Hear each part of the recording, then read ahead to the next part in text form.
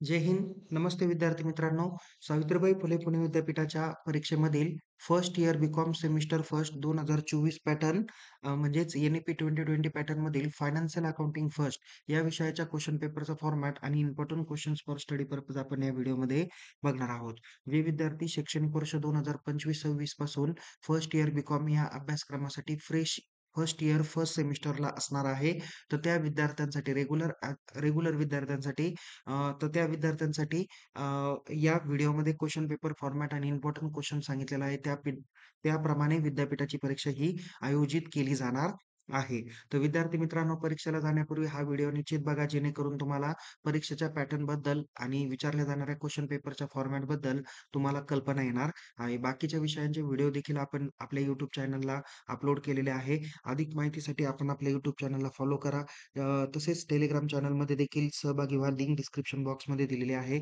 बाकीच्या विषयाच्या question paper format तुम्हाला या व्हिडिओच्या डिस्क्रिप्शन बॉक्समध्ये लवकरच बघायला भेटणार आहे. चला तर मग सुरुवात करूया आपण क्वेशन पेपरचा फॉर्मॅट कशा पद्धतीने आहे. तर विद्यार्थी मित्रांनो, तुम्हाला माहीत आहे की फायनान्शियल अकाउंटिंग फर्स्ट हा जो काही पेपर आहे, तर या विषयाची जी काही क्वेशन विद्यापीठाची जी काही प्रश्नपत्रिका असणार आहे, ती जवळ-जवळ 60 मार्काची असणार आहे.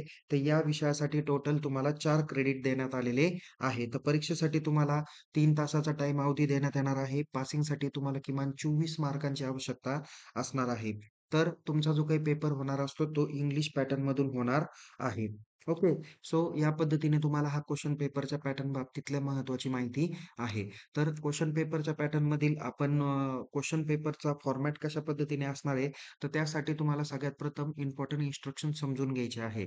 त्यामध्ये क्वेशन नंबर 1 आणि क्वेशन नंबर 6 हा कंपल्सरी तुम्हाला सॉल्व्ह करायचा आहे.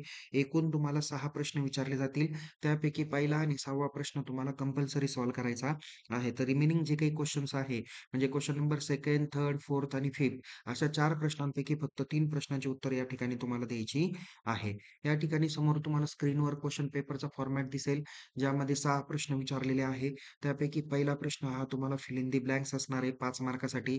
त्यानंतर क्वेशन नंबर 2nd हा न्यूमेरिकल प्रॉब्लेम असेल चॅप्टर नंबर 1 वर, त्याला 15 मार्क आहे. क्वेशन नंबर 3 हा चॅप्टर नंबर 2 वर न्यूमेरिकल प्रॉब्लेम 15 मार्काला राहील. क्वेशन नंबर 4 हा चॅप्टर नंबर 3 वर न्यूमेरिकल प्रॉब्लेम 15 मार्काला राहील. तर क्वेशन नंबर 5 हा न्यूमेरिकल प्रॉब्लेम चॅप्टर नंबर 4 वर 15 मार्काला राहणार आहे. तर सगळ्या चॅप्टरवरती शॉर्ट नोट्स तुम्हाला क्वेशन नंबर 6 मध्ये विचारले जातील. 4 पैकी कोणत्याही 2 शॉर्ट नोट्स तुम्हाला लिहायच्या आहेत. त्यासाठी तुम्हाला 10 मार्क देण्यात आलेले आहे. असे सगळे मिळून तुम्हाला टोटल 60 मार्कांपैकीची क्वेशन पेपर असणार आहे. सॉरी. आता आपण बघूया, की चॅप्टर नंबर 1 वर कोणता न्यूमेरिकल प्रॉब्लेम विचारला जाऊ शकतो. तर चॅप्टर नंबर 1 ला नाव आहे amalgamation of a partnership firm. तर यामध्ये तुम्हाला preparation of ledger account in the books of old firm, त्यामध्ये revaluation or profit and loss adjustment account, partners capital account, new firms account, cash or bank account and necessary ledger account तुम्हाला तयार करायला लावतील. तर question number 3rd मध्ये numerical problem हा chapter number 2 वर आधारित आहे, ज्याला टॉपिकला नाव आहे sale of a firm to a company. त्यामध्ये तुम्हाला preparation of ledger account in the books of old firm, तिथं realisation account, partners capital account, partners current account, companies account, share in company account, cash or bank account and necessary ledger account तुम्हाला तयार करण्याच्या संदर्भात तुम्हाला chapter number 2 वर आधारित practical problem 15 मार्काला विचारला जाणारा आहे. चॅप्टर नंबर 3 वर आधारित तुम्हाला न्यूमेरिकल प्रॉब्लेम क्वेश्चन नंबर 4 मध्ये विचारलं जाईल. त्याला नाव आहे accounting for leases and hire purchase system. Lease account आणि हायर पर्चेस सिस्टीम वरती तुम्हाला प्रॅक्टिकल प्रॉब्लेम राहील. 4 नंबर क्वेश्चन नंबर 5 हा जो चॅप्टर नंबर 4 वर न्यूमेरिकल प्रॉब्लेम राहील, तो आहे रॉयल्टी अकाउंट.